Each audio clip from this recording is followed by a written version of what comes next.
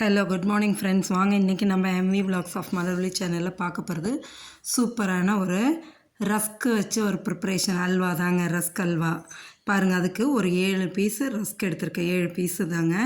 இந்த 7 பீஸ் ரஸ்க்கை வச்சு தான் நம்ம செய்ய போகிறோம். இதுக்கு தேவையான பொருள் என்னென்னு பார்க்கலாங்களா? ஒரு 10-15 முந்திரி பருப்பு எடுத்து உடச்சி வச்சுருக்கேங்க. அதோடு வந்துட்டு ஒரு அரை டம்ளர் சர்க்கரை எடுத்து வச்சுருக்கேன். ஏலக்காய் பவுட்ரு பொடி பண்ணி வச்சதை எடுத்து வச்சுருக்கேன். அடுத்தது இதுக்கு ஒரு 3 ஸ்பூன்லேருந்து 4 ஸ்பூன் நெய் தேவைப்படும். அவ்வளோதாங்க. வாங்க இப்போ இந்த ரஸ்க்கை பொரிச்சு எடுக்கிறதுக்கு கொஞ்சம் எண்ணெய் ஊற்றி வானலில் காய வச்சுருக்கேன். இந்த பக்கம் ஒரு வானல் வச்சுருக்கேன். பாருங்கள், இப்போ இந்த எண்ணெயில் வந்துட்டு ரொம்ப காயக்கூடாதுங்க. ஓரளவு இருந்தால் போதும். அதில் வந்து இந்த ரஸ்க்கு ஒவ்வொன்றையும் 2 உடச்சி போட்டு அப்படியே ஃப்ரை பண்ணி எடுத்துடணும். ரொம்ப நேரம்லாம் இல்லைங்க. 2 தடவை பரட்டி விட்டிங்கனாவே கலர் சேஞ்ச் ஆகிடும். ரொம்ப டார்க்காக விடாமல் எடுங்க. ஓரளவு லைட்டாக இந்த ஸ்டேஜ் வரும்போதே பரட்டி விட்டு எடுத்துருங்க.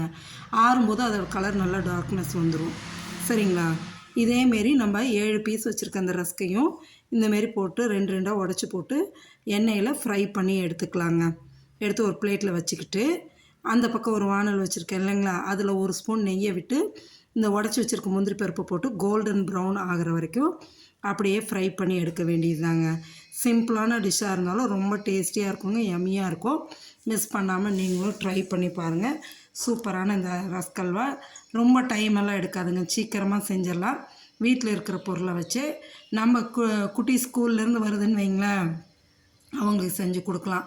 இப்போ அந்த முந்திரி பருப்பு ஃப்ரை ஆனதை எடுத்து ஒரு பிளேட்டில் வச்சுக்கிட்டு அந்த நெய் இருந்தால் பரவாயில்ல, அதுலேயே சுகரை போட்டு ஒரு அரை டம்ளர் சர்க்கரை எடுத்து வச்சுருக்கேன் இல்லைங்களா? அதோட அரை டம்ளர் தண்ணியை ஊற்றி சர்க்கரை கரைஞ்சி கொதிக்கணுங்க. பாகுப்பதெல்லாம் இதுக்கு தேவையில்லை.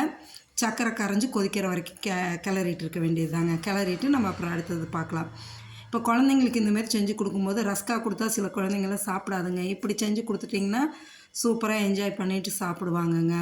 இதை வந்து சர்க்கரையோட அளவு வந்து எனக்கு இந்த ஸ்வீட் போதுன்னு நான் போட்டிருக்கேங்க.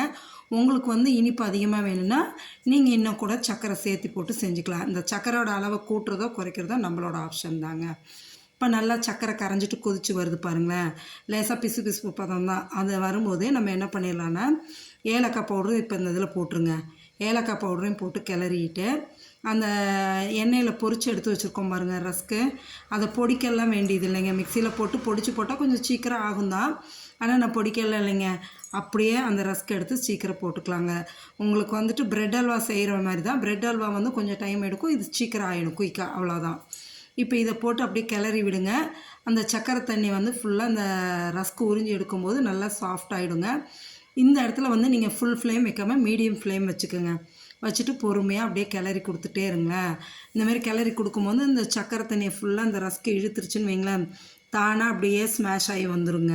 நீங்கள் அப்படியே கிளற லேசாக தட்டி தட்டி விட்டுறீங்கன்னா இந்த அளவு ஸ்மாஷ் ஆகி வரும் பாருங்கள். இந்த அளவு ஸ்மாஷ் ஆகி வரும்போது உங்கள்கிட்ட நான் காமிக்கிறதுக்கு விட்டுட்டு ஒரு அரை டம்ளர் பால் ஊற்றிக்கணுங்க. பாலை ஊற்றி அந்த இது திரும்ப இன்னும் கொஞ்சம் வேகிறதுக்கு நம்ம டைம் கொடுக்கறதுக்காக தாங்க. பாலையும் ஊற்றும் போது அந்த டைமோட அது டேஸ்ட்டும் நல்லா என்ஹான்ஸ் பண்ணி கொடுக்கும். நல்லா காய்ச்சி ஆற வச்ச பால் வச்சுருக்கோம்ல வீட்டில், அதையே எடுத்து ஊற்றி நீங்கள் கிளறிக்கலாம். இப்படியே வந்து லேசாக அந்த இதை வச்சு ஸ்மாஷ் பண்ண மாதிரியே நம்ம செஞ்சுக்கலாங்க. வேறு ஒன்றும் உங்களுக்கு ரொம்ப இதெல்லாம் இது இல்லை. அரை டம்ளர் பாலை ஊற்றி அப்படியே கிளறுங்க.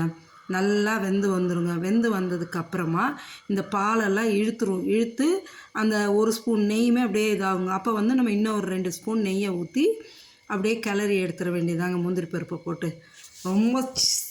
ரொம்ப சிம்பிளான டிஷ்ஷாக இருந்தாலும் சீக்கிரமாகவும் செஞ்சிடலாம். அட் த சேம் டைம் டேஸ்ட்டாகவும் இருக்குங்க. பாருங்கள், ஒரு 2 ஸ்பூன் மட்டும் நெய் போட்டுக்கிறேங்க. போட்டு அப்படியே கிளறி கொடுத்துக்கிட்டே இருங்க. தானாக பிரிஞ்சு அந்த நெய் வந்து பிரிஞ்சு வருங்க. அந்த ஸ்டேஜ் நம்மளுக்கு கரெக்டான ஸ்டேஜுங்க. இப்படியே கிளறும் போது நம்ம வறுத்து வச்சுருக்கோம் பாருங்கள் முந்திரி பருப்பு, அதையும் போட்டுடுங்க. போட்டு இன்னும் நல்லா அப்படியே கிளறிட்டுருங்க. எண்ணெய் பிரிஞ்சு வந்ததும் நம்ம வந்து அந்த எண்ணெய் மீன்ஸ் நெய் ஊற்றிருக்க நெய் பிரிஞ்சு வந்ததும் நம்ம எடுத்து வேற ஒரு பவுலில் ட்ரான்ஸ்ஃபர் பண்ணிவிட்டு சாப்பிட்லாங்க. சூப்பரான ரஸ்க் அல்வா ரெடிங்க. பாருங்கள், நெய் பிரிஞ்சு வர்றது தெரியுதுங்களா? எந்த அளவு பிரிஞ்சு வருது பாருங்கள். நம்ம அப்படியே கிளறிட்டே இருக்க வேண்டியதாங்க. அந்த நெய் இந்த அளவு பிரிஞ்சு வந்ததும் அப்படியே எடுத்து பவுலில் ட்ரான்ஸ்ஃபர் பண்ணிடுங்க. சூப்பரான ரஸ்க் அல்வா ரெடிங்க. நீங்களும் செஞ்சு சாப்பிட்டு பார்த்துட்டு எப்படி இருக்குன்னு சொல்லுங்கள். நம்ம சேனலை சப்ஸ்கிரைப் பண்ணுங்கள். Thank you friends.